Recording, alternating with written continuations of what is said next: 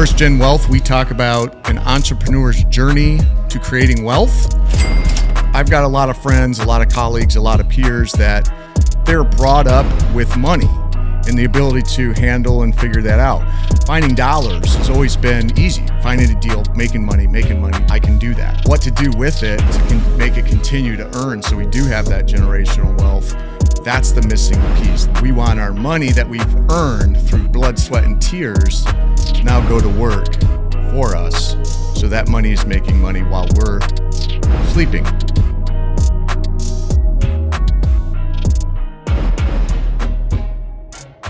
All right, we're back for episode 4 of season 2. Jim and I still sitting here from episode 3, but that's all right. We still don't know quite what we're talking about, but we're kind of just spitballing here, and we're going to talk about a little bit of deal structure and leases and how it relates to deal structure.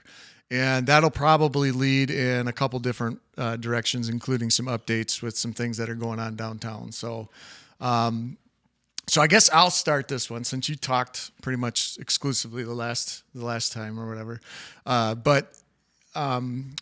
So when we start with a negotiation with a new tenant, there is a lease that is negotiated. It's usually, pretty substantial. It can be 5, and I'm talking commercial leases. So it can be 5-6 pages, but most of the time it's 15 to 20. And I've seen them 35, 50, 60 pages in some cases, especially if you're dealing with large corporate leases.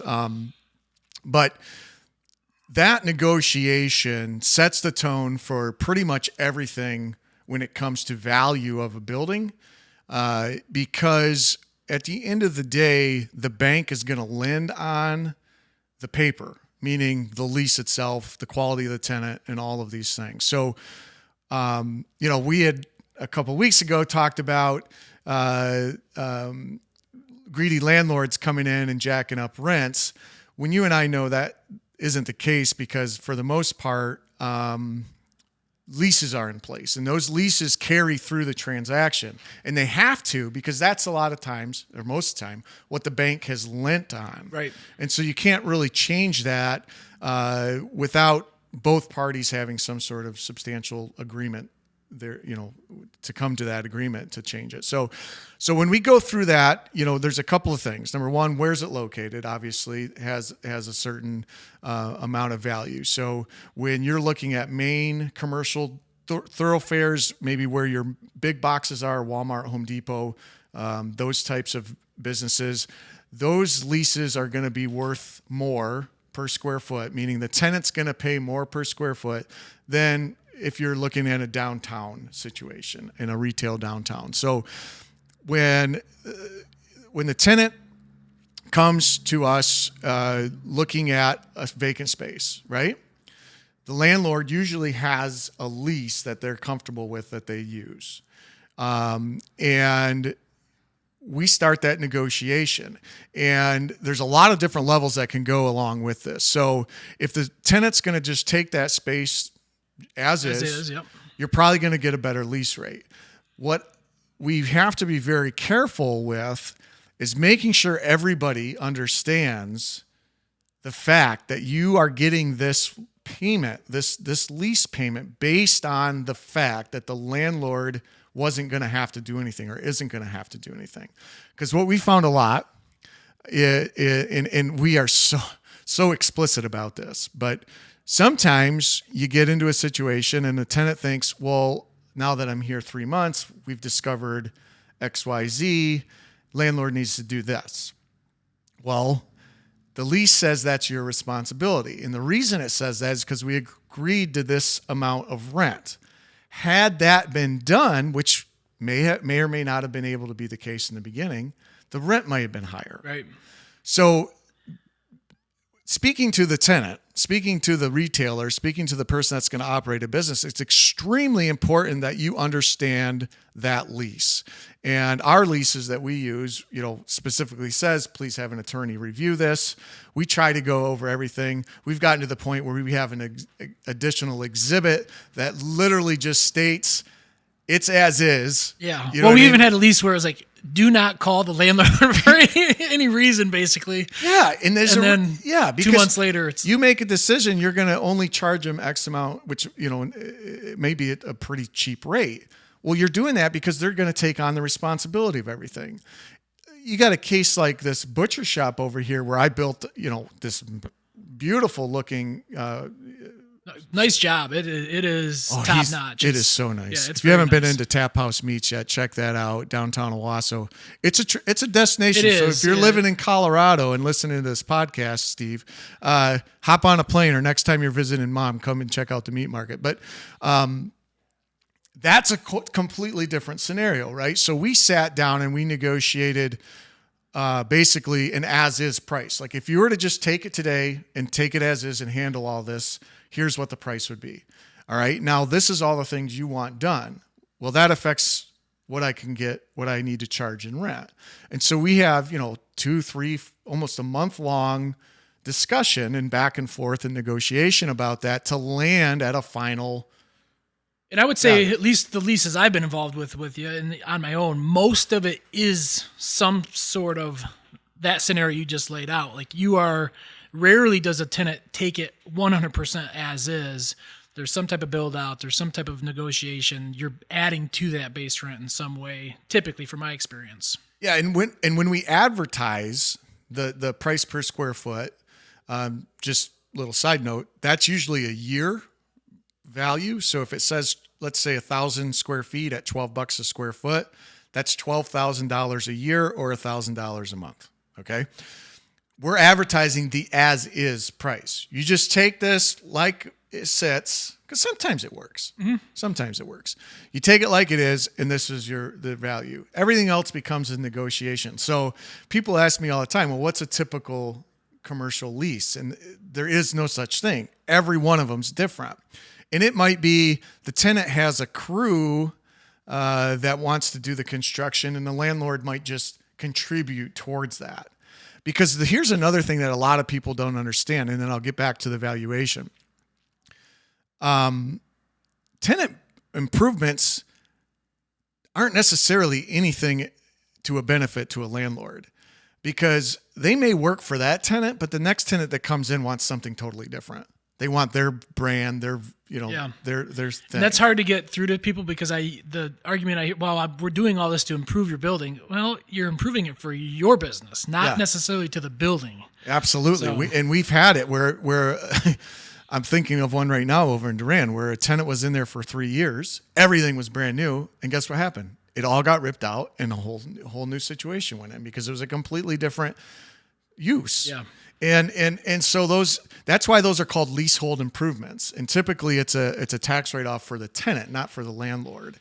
But anyway. In a normal market that's not Owasso, it's a tenant responsibility and a tenant write-off. But I feel like we're the ones doing a lot of that, and then that just gets renegotiated into the lease. We sowed those seeds, right? So we started that.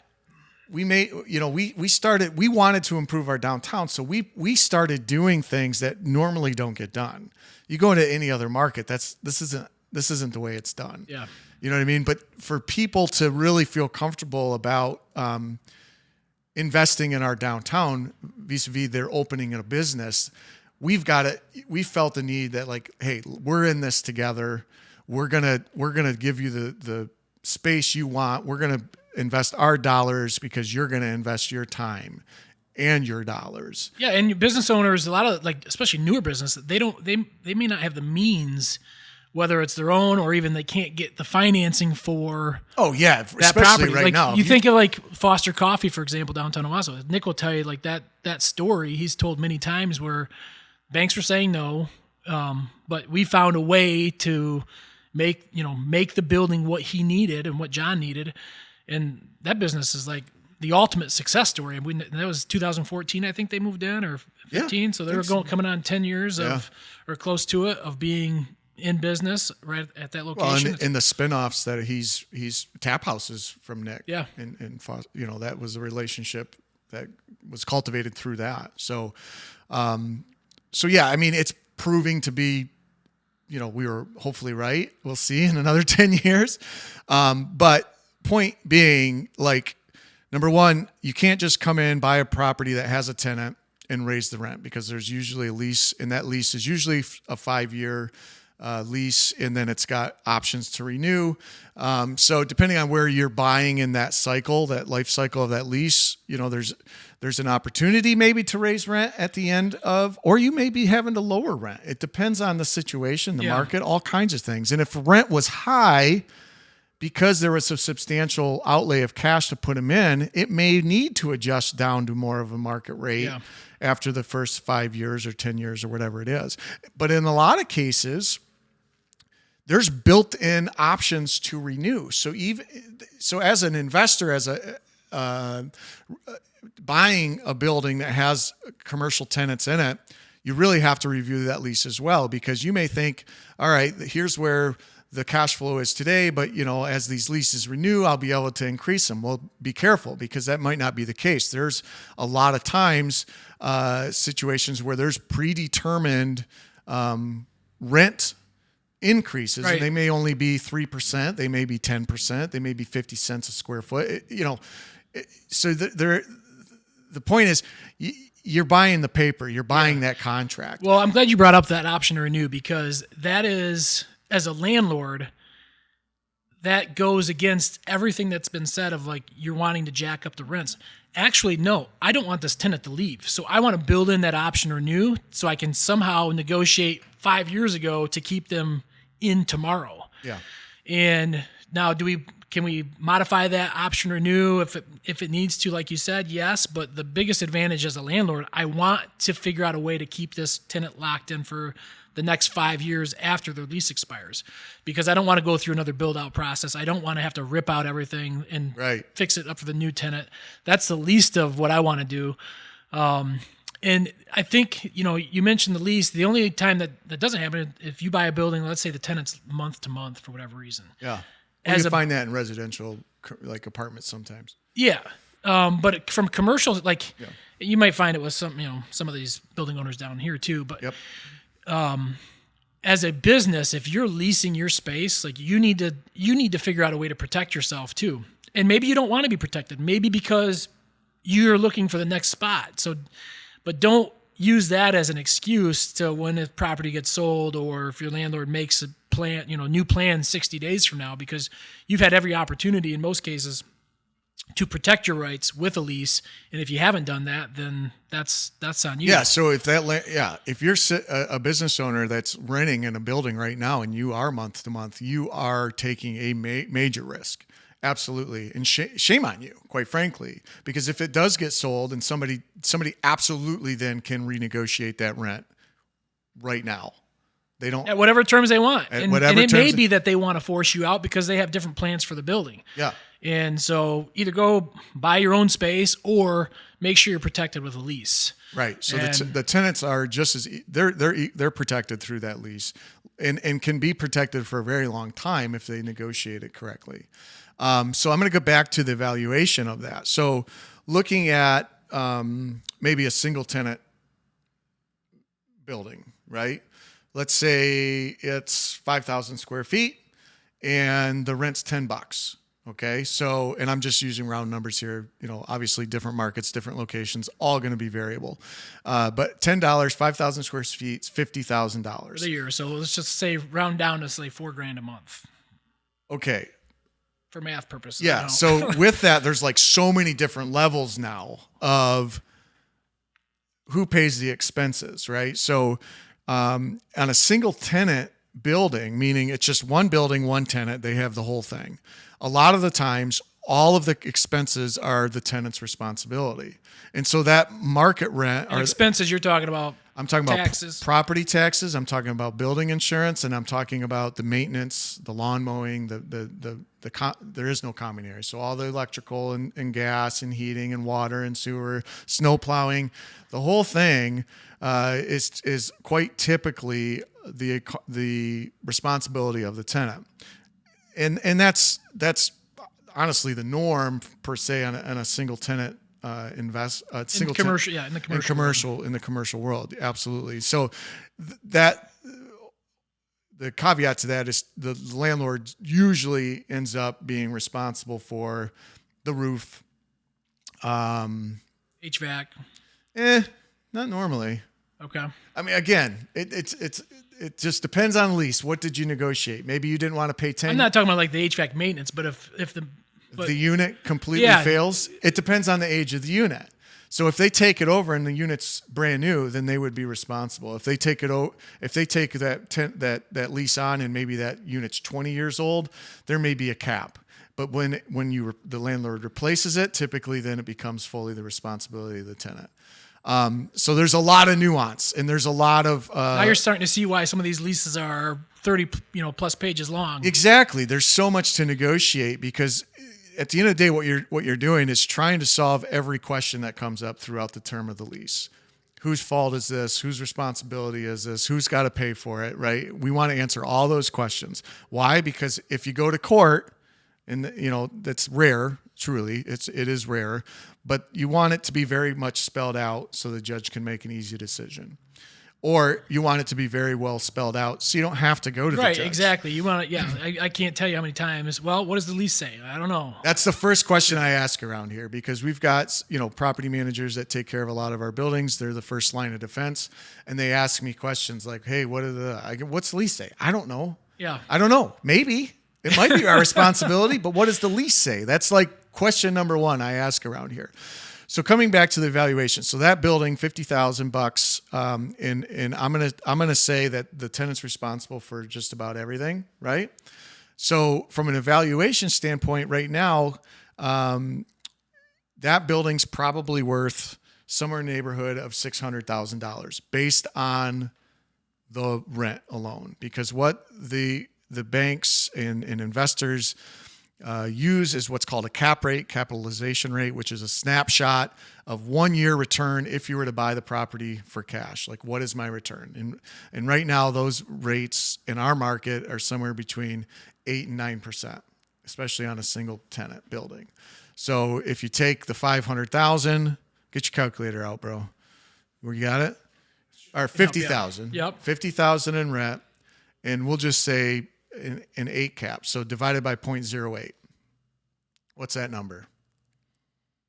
625. So 625 is what theoretically, there's a lot of other factors, but that's what the bank or an appraiser would say that building's worth, depending on the length of term, length of time, and all of that. So the point is that lease is critically important to you as a landlord, to you as a tenant, to you as an investor, because it translates to the value of the building.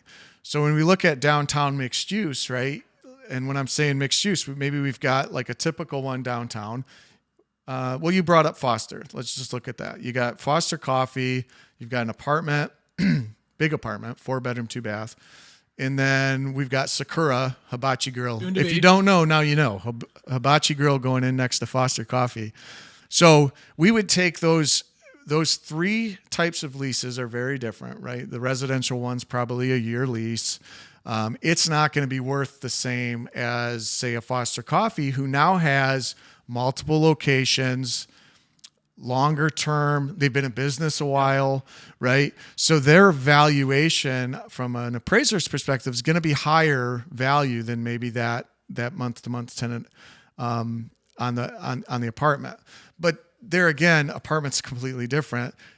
The bank's going to say you're always going to be able to find somebody to rent it. They might give you an occupancy, factor. You'll get a vacancy factor. Or vacancy factor, yeah. Assuming it's vacant 25% of the time. Yep. So then Sakura, we've negotiated that lease. There's a case where we're going to be spending a bunch of money. That's very specific to them. Luckily, they're going to utilize the existing bar, I think, right? That'll be a sushi bar. Yep. So that's pretty cool. So, but anyway, there's, their lease is different than Foster, is different than the apartment. But you take an average of all of that, you factor out the expenses, because the residential tenant isn't contributing to property taxes. They're not contributing to building insurance, but the commercial tenants are a portion of that. And then you've got what we call your net operating income, right? So let's say that's 60,000 on that building. We're going to apply that 0.08 divided by that number. It's probably, in a situation like that, mixed use downtown, probably closer to a 9. and that'll give you the value of that building. But that's all based on a solid lease agreement. And again, those values, if like a startup, right? Do you think at this point, Foster Coffee versus Tap House, which is going to have a better factor in the bank's mind or an appraiser's mind when factoring valuation? Probably a Foster. For sure.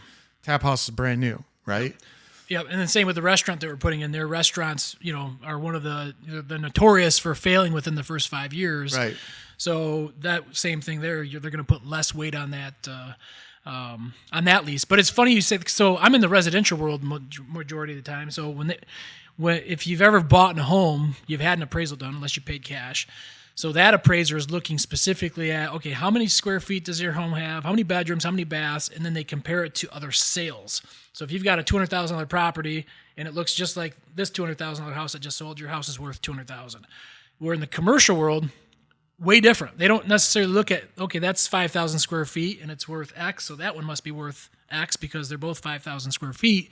The lease is the biggest component of how that value is derived. Yep. So it's an income-based approach valuation versus a comparable approach or a cost sales comparison, or they've got replacement value. Yeah, that's not really used in our world. Like cost approach would be like, what does it cost to rebuild it? Nobody cares because nobody uses insurance. They're making the assumption that you have insurance on the property that would cover the cost to rebuild.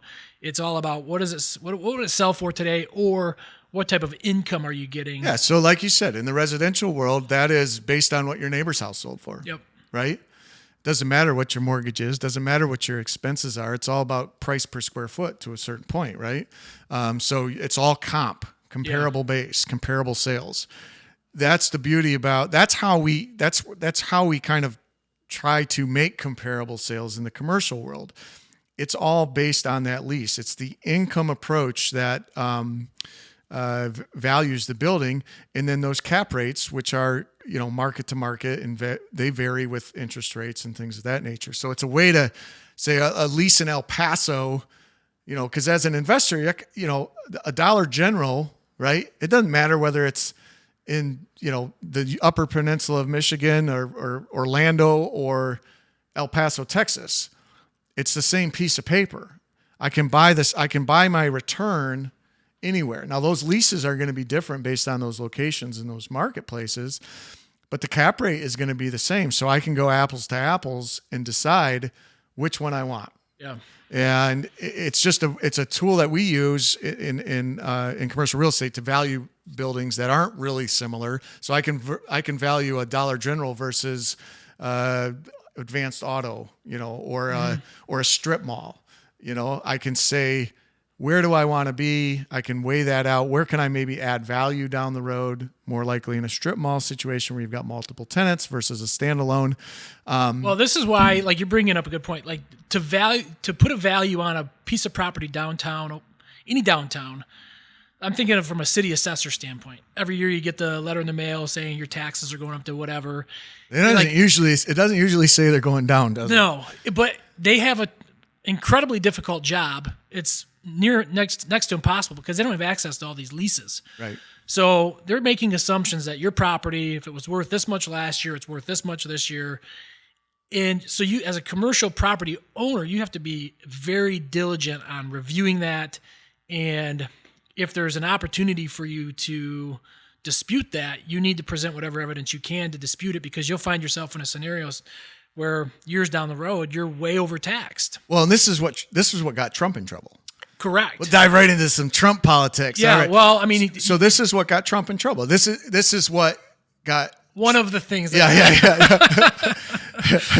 Yeah. All right. We'll leave that alone. But what happened was, and it's because of the paper, right? Yeah. So what his argument was to the taxing authority is that without this lease, this building isn't worth that. But when he's looking at a balance sheet to get loan, I have the lease. So he's arguing both sides of the fence, right? Which, by the way, pretty much every real estate investor I've ever met I would say it's the smart thing to do. It's the appropriate thing to do. Because when you look at a downtown building, it may be worth a lot right now because you've got a tenant in there that's kicking butt. But if they go out of business, that building is suddenly worth significantly less to nothing. I mean, not nothing. Well, I mean, you can argue, I'm just thinking like in our local environment, you can argue that some of the buildings are worth more because we're involved. In just that aspect alone, because let's say if we go away, I'm just looking at some of the other buildings we don't own that they may have less of a motivated landlord to get a new tenant in right away. Or they may have somebody who doesn't really know how to get a new tenant in right away. Right. So just the fact that we own it, listen, tax assessor, doesn't mean you can tax us more because we own it. But I'm saying there's value in who owns it too. Sure. Their ability to attract tenants, right. their know-how. So with Trump, and to your point, like looking at the balance sheet, like it's called a personal financial statement. We've done it numerous times. We got to provide one to a bank every time we do a commercial loan. Yep. So basically, how much money do you have in this? How much money do you have in that? What's your overall net worth? And it's all up to us. We can put whatever numbers of, if I think this property is worth $500,000, it's worth $500,000. I may have my own reasons of justifying that value, but a bank could come in and appraise it at 400 or 600 or whatever, but it's still my valuation, and the bank has an opportunity to review that. So if they review it and they take what I put on as fact, why the heck are they coming back after him for that reason? There's no need. There was no losses, no harm done. Nobody was, there's... Well, and part of that value that I'm assigning is based on, big time, what I'm paying in property taxes. Yeah. It is in a lot of cases, those property taxes, like we described, that cost goes back onto the tenant, one way, shape, or form. Yeah, either through rent or they're reimbursing. Or they're reimbursing it. You know what I mean? So, it behooves all parties in a commercial real estate investment to get those property taxes into an equitable scenario, fair and equitable. We pay a lot of property taxes. I don't even want to. The numbers shock me, but. Dude, so anyway, it is irresponsible to let those property taxes just continue to grow, because now you're getting into a situation where tenants are going to be priced out of the market. So it's like two separate boxes, right? I'm gonna wrap this part up because I don't want to be in the Trump pool for too long, but it is two separate boxes. You have to be diligent about your expenses, one of which is property taxes. Your value for your building is based off that paper. And so when you're doing a personal financial statement, you're taking all of those things into consideration because, like you said, it's a number you're pulling out of your head within reason. Right? An educated guess. Yeah. Well, for me, it's what I would put it on the market for if I were going to sell it. That's what it is for me. That's what I usually use for that number. Okay, so you use that number, that could mean something completely different to somebody else, and that's my point. It's very subjective. Yeah, that's what I use. But in most cases, I'm not selling, and I need my expenses to be low so that I can actually provide services to my staff, to my tenants, to everybody. Like I need profit, right? So I'm going to go argue against those same prices with the tax assessor, because again, it comes back to the lease. My building today has this lease in it. I think it's worth this much when I'm filling out a property financial statement, but when I'm paying taxes on something, I'm looking at it like, well, you're not putting as much of value in a lease because it can go away. It can go away. Absolutely. So when if that building was vacant, to me that's what I think an assessor should be looking at, and that's a whole nother conversation. It's hard because my point of that is it's a tough job, and there's really no way for them to get it right because in a lot of ways it's subjective for them. Yeah, just as it is for us. But the perfect example is our Foster Coffee building where there was a fire, Lula's burned down and left half of that building completely inaccessible. And yet the taxes went up the following year. Well, that just didn't make any sense at all. So because we lost the ability to lease that space. And are going to be putting a substantial investment into getting it released. So we we presented the facts and they agreed with us, and they ended up reducing the and taxes. locally, I think even in our town, our city, our townships, it's a pretty good process. In the other cities around us, pretty much I've had a pretty good experience with every assessor, and I've been in all of them. Vernon Township, Durand. I mean, I've been in all of them. I've had a pretty good experience. They're willing to listen. They're willing to make adjustments. And if they don't, and you disagree, there are next steps you can take. I would agree with you. I think that it's a hard job, number one, and for the most part, we've had what I would consider fair success with making our case and coming up with a result that we can be okay with. Yeah, and sometimes I look at it and I go, I'm not going to, you know what I mean? I'm not going to argue this one. I'm going to argue that one. That's January those things come out? March or late February, I think. You got to do your appeal in March. My conference room table is just loaded with those assessments. And I highlight for the staff which ones they need to set up meetings for.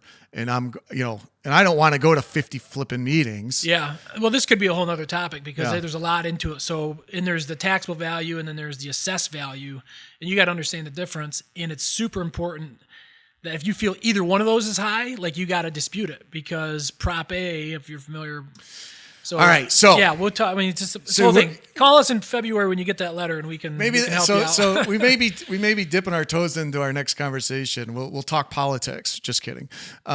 But we may go into a little bit deeper dive onto property tax evaluations and what that means for your real estate investment, and maybe how we go about presenting our cases to the various municipalities, because we've been going for a half hour on this episode. So did not see the Trump train coming on this one, but there it went. And we'll see what happens on We'll see what happens on the next episode, guys. So that's a wrap. Jim, you can sign us off. How's that? Hey, great episode. We'll be back next week. As Randy says, I have no idea what we're talking about, but it'll be awesome. It will be awesome. All right.